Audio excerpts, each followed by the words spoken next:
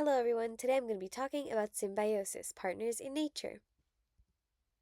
Have you ever wondered what is symbiosis and why is it important? How do different species help each other survive? Can some relationships harm one species but benefit the other? Let's dive into the science of symbiosis to see how living things work together, or against each other. What is symbiosis? Symbiosis is all about close relationships in nature and it takes three amazing forms.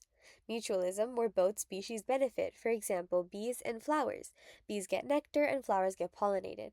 Commensalism, one species benefits and the other is unaffected. For example, barnacles on a whale. Barnacles get a free ride and the whale isn't bothered.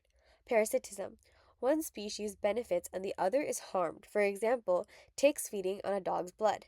Why it matters. Symbiosis is essential for ecosystems to thrive, showing how species rely on each other for survival.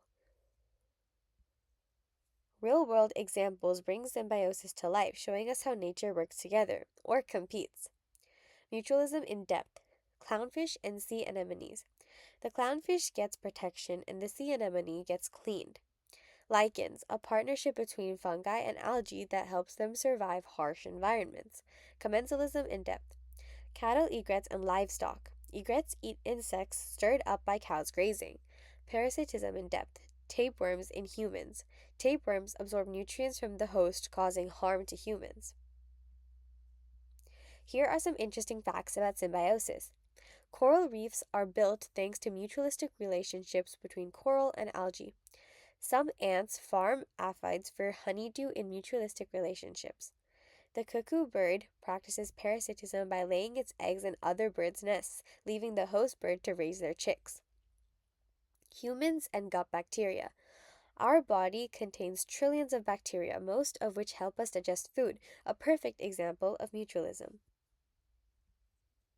Let's quickly recap what we learned about symbiosis. What is the type of symbiosis that benefits both species? Mutualism. What is it called when one species is helped and the other is unaffected? Commensalism. Which type of symbiosis harms one species while benefiting the other? Parasitism. And lastly, symbiosis only happens in animals, true or false? False. Alright, that's it. Thanks for watching.